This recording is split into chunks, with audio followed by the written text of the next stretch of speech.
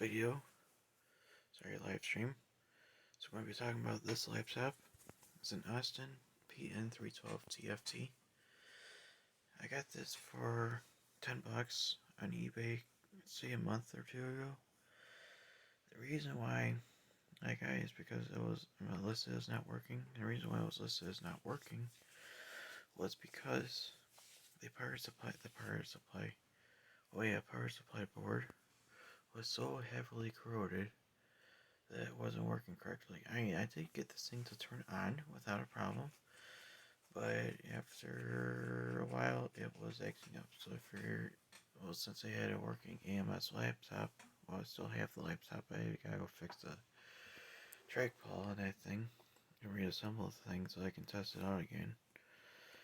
So I figure, what the heck, let's get this laptop in. About $10 I spent on it. The only downside was the floppy drive. Well, actually, a couple downsides. Right, the power supply board was bad, broken hinge, as you can see with the tape around it. I used some plastic epoxy to hold the to fix the hinge issue, and it does work. So I'm actually happy that I fixed the hinge problem. So now I close the lid. It's perfectly flush, except now I have to replace the broken latch there on the right side. That was the display in place because there's this little piece of metal right here. Right, focus. There we go. That when you close the lid, it turns the display off. So basically, it's like a little light switch, pretty much. TFT color display, and I was not expecting to have a better processor than the AMS laptop had. Now this one has an Intel i4-86DX4100 in it. It's got 20 megabytes of memory in it. A Citizen WND floppy drive. This is the new old stock one that I got from VC Fed for a good chunk of money, $30 ship. Not a bad price.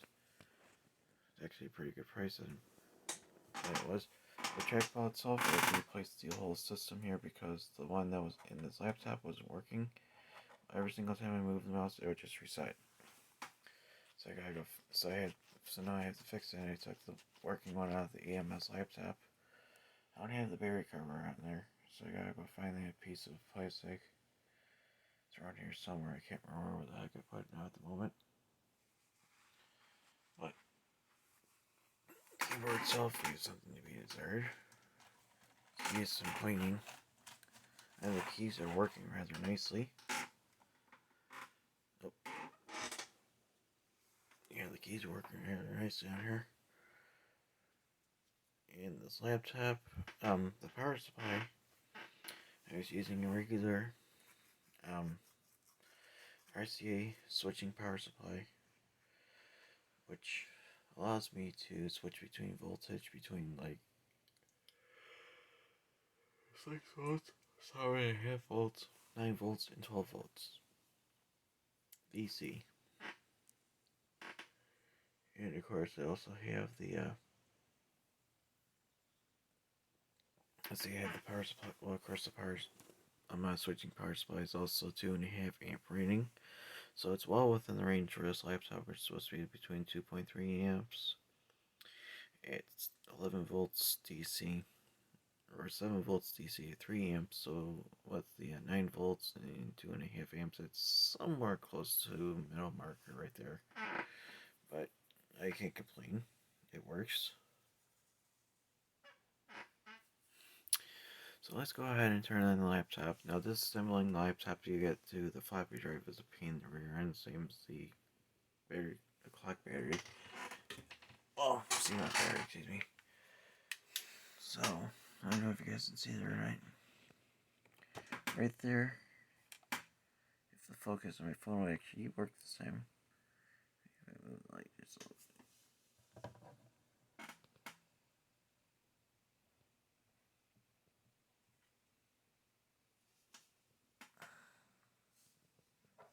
try to get a really good light on there, but apparently my focus just wants to quit working on the phone. There we go. A CR23 battery holder, a couple pieces of wire that's soldered onto the board. There's still some corrosion right here in the plastic. That's the battery that was in here. Well, that corrosion was. Let's see here. I still have the original from the EMS laptop. That battery right there, that green one. That's the one that has the issue. So I'm not using like the amount of battery to power on this laptop. It's only the power supply. Because the clock battery itself was actually CR1220. Unfortunately, it's high one. Excuse me. I soldered on one that wasn't working correctly. I'm sorry, it was completely flat. And unfortunately, I don't even know if there's a way if I can actually install a CR1220 battery holder onto the board itself. But there's probably not going to be enough clearance for that. I would love to actually do that on here, but I figure having it as an external on the site there, so in case if it leaks, it's not going to affect the board or anything else. So let's go ahead and demonstrate the floppy drive here. The hard drive is 344 megabyte IBM hard drive, and unfortunately my laptop decides to not detect the hard drive for some various reasons. That's why I have my old trusty 46 packet bell that I can use for copying files between hard drives. So I can actually hook up the hard drive that's currently in this laptop onto this computer, copy everything from that hard drive onto the 16 gigabyte SSD that's in here, and then make the 500 megabyte hard drive, copy everything over from the 16 gigabyte solid state onto the 500, place it into this laptop, and it should be good to go. Now another thing I was thinking about is getting like this 512 megabyte disk on modules that seats into the laptop. And I was not expecting this laptop to have just a ribbon cable. It's just a female to female connection. It's just male 44 pins on the motherboard. Well, 43 because it's keyed. And so I was thinking about getting one of those for this computer. So that way you can put a hard drive. That way you'll be able to have faster storage on here. Much more quieter, much more ergonomical. Now let's go ahead and power on the laptop here. So I can demonstrate the floppy drive. It's got all that right there. Now to get to the BIOS on this thing, it's a little bit of a pickle. You have to push Control S as soon as it turns on. Well, as soon as it gets to the boot screen. So I'm not sure if the time's right on there.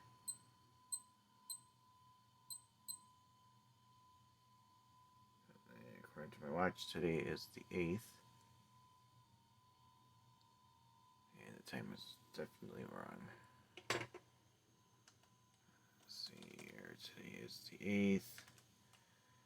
My time zone.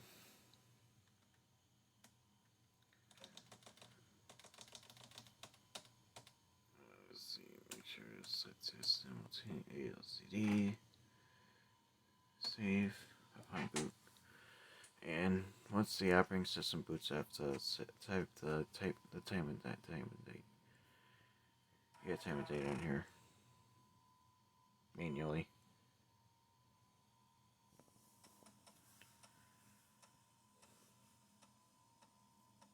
That's me. This pleases me. That's $30 I spent on this floppy drive. And also, I got the CD drive. This is an EXP external CD-ROM drive, CD Traveler 820. Portable 8X portable CD-ROM player. It also doubles as a CD player for that you can hook them to the car. Or is it CD-ROM drive for a laptop computer such as this? This has sound note integrated in there as well, so it's actually a plus. But the CD drive, but apparently I need to fix that. And 3 beeps indicate that that there is a card connected to the computer. As you can see there, it loads the CD-ROM drivers this time. So I was actually finally able to get that to work. I was missing the card talk file, that program. I can't remember what that file is, but let's go ahead and hit exit. I actually made that that bat file that allows you to choose like which, if you want to create a new drive or repair an existing one. Create format boot, which is MBR related system, which copies the system files like command.com, logo.sys, ms.sys, io.sys, and stuff like that. Then scan disk, which allows me to check the hard drive for any issues. I gotta go replace the 387 Mathco in here from the chips variant to the the variant. I can't see that over there. That's Cyrix, because I believe Intel and chips were actually not quite fond of each other back in the day. I'm not sure if that's true or not, but apparently everything crashes. Like, it locks up every single time I try to play a game. And I don't think it's because of how many sound cards they have. It's all the computer I have.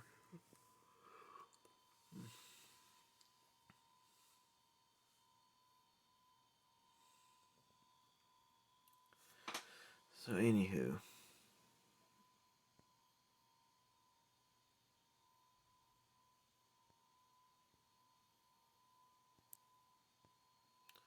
Sorry, I have to turn my notifications off here. So, anyway. So yeah, that's the floppy drive in here.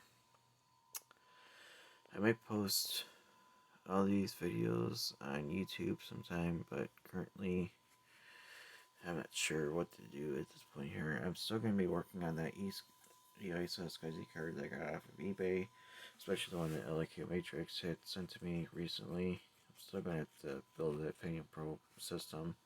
Don't worry, I'm still going to build that. It's going to be going inside this case here. I'd say this case would suit it better. I've had this case for close to 2 years now. It's still got some dings and boo-boos on it, but it's still pretty good shape. The only thing I have to fix is this key lock here. And there's the front panel. 32 speed Apple CD-ROM drive down there. 5.25-inch floppy drive. I got it off eBay. It was listed as is. It's working without a problem. Just had to grease everything on here. 3.5-inch. I had to replace it because the one that was in here previously wasn't working. It stopped working altogether, which is pretty sad. So fortunately, I had a spare floppy drive that matches the color scheme. That's the label of the drives. I don't know which one's A, which one's C, which one's D, which one's B. Sorry, like I did for this computer right here, my Packard Bell, as well as my computer, my 386 computer. And I'm going to get that 286 too, pretty soon. Might get it this weekend. I just have to do some work on my car first. I have to replace a broken wire pump in my car because it's starting to leak after 20 years of service. And I gotta fix the squeaky pulley on my air compressor bearing. Then I gotta go change the motor oil and swap the belt. Fortunately, I always carry a spare belt, so in case the belt starts slipping on the one, at least I have the other. So it's gonna be a fun weekend. So this laptop itself, I was actually not expecting it to have. Um, it actually has integrated sound ESS audio drive, ES688S F. Excuse me. I think the S is the one that has both the FM and the um, Sound Blaster emulate on one chip. I know the F is the other variant. Actually, I think F is the one that else has either or. But this one has the YMF262M FM synthesizer, which is actually pretty rock solid. So it's a lot better than the Windows sound system. Then the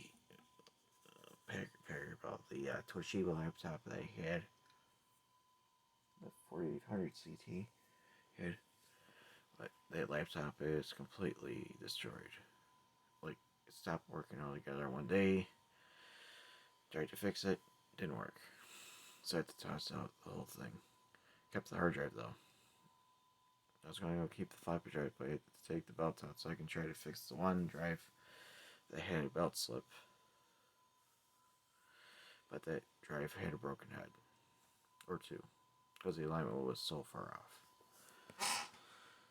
But anyway, I'm actually happy to report that it is working, but I'll show you what the disk batch file has.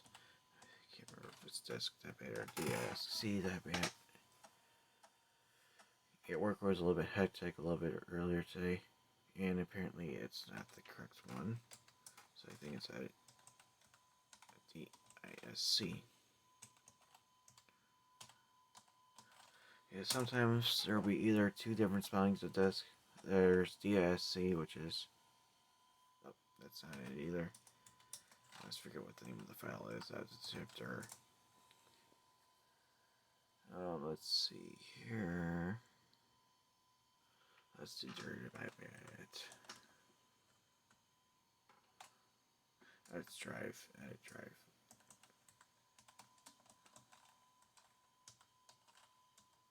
Oops, that's bad.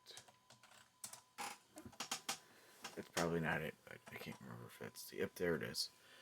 So this is the file that I made. If you guys like to take a glance at it, feel free to write that down.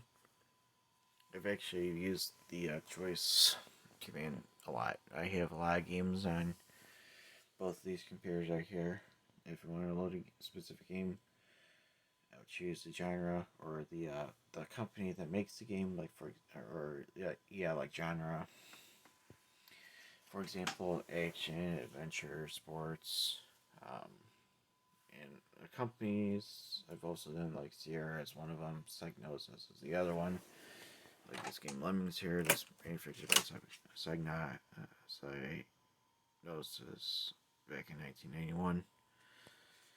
But it had this floppy since 1992. It still works just fine. Had to crack it open to clean it because my dog peed on the computer, my other computer, 6 years ago. Checked that 5 years ago. And broke the hard drive. The 40 gig hard drive as well as this disk. I had to clean all that crap off of there. Fortunately, the data's still good.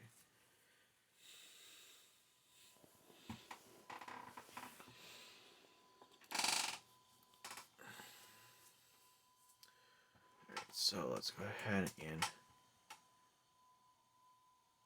take the floppy out of here, do Control-Alt-Delete, so I can demonstrate some more of this computer here.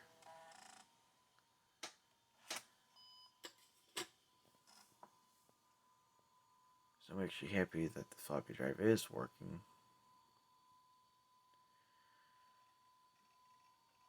Which pleases me. And there goes the triple beep again, indicating that it's loading the drives, the driver, the text C drive, excuse me.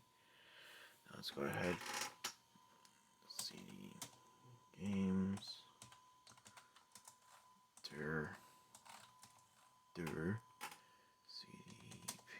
CD PX3. I can't type everything correctly. Type PX3 Planet X3. That is idlib.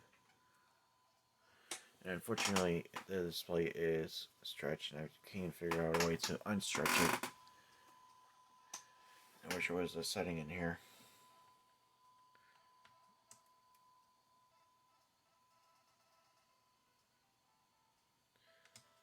Like a BIOS setting on here, but I don't see anything in the BIOS. Let's see if I do. Nope.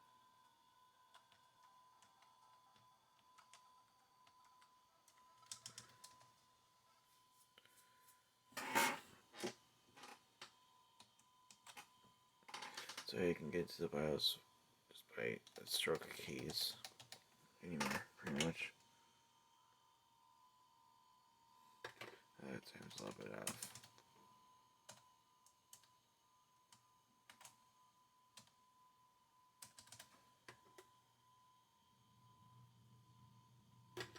Here's just a couple seconds faster now.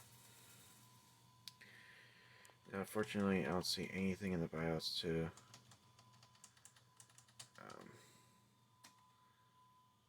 disable the display stretching in here, which is pretty safe. Just power management, standard system parameters, drive A, drive B, hard drive 1, hard drive 2, base memory, parallel port setup, primary display, clock speed, things of that nature, which is rather unfortunate.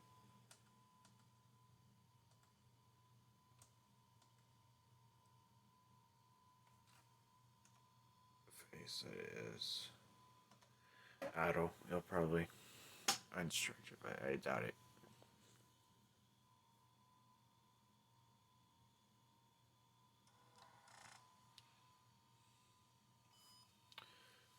Sorry for what SR means. Oh, it must mean I'm standby resume. The SR. S for standby, R for resume. I think it only works in Windows. NP is notebook display or projector display, or aka the what's it called? CRT, or the from the VGA port, that is. Which is able to begin. Yeah, it's still kind of stretched. I have to figure out if there's a way to disable stretching on here. I might create a dummy BIOS.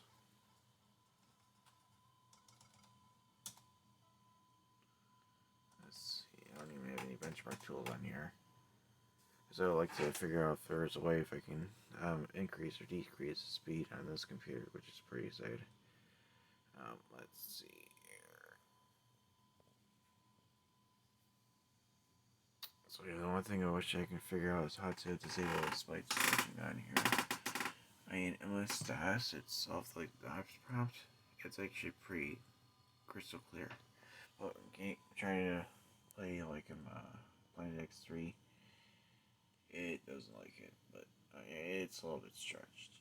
I mean, it's not that bad, but I expect to have an option to disable this when stretching. I know in some BIOSes it has the option for it. But anyway, I gotta get to sleep. I have to work at the office tomorrow. I'm sorry, 6 o'clock p.m. So thank you very much for tuning in. And in case you guys haven't tuned in, this video will still be on here. Feel free to watch it anytime.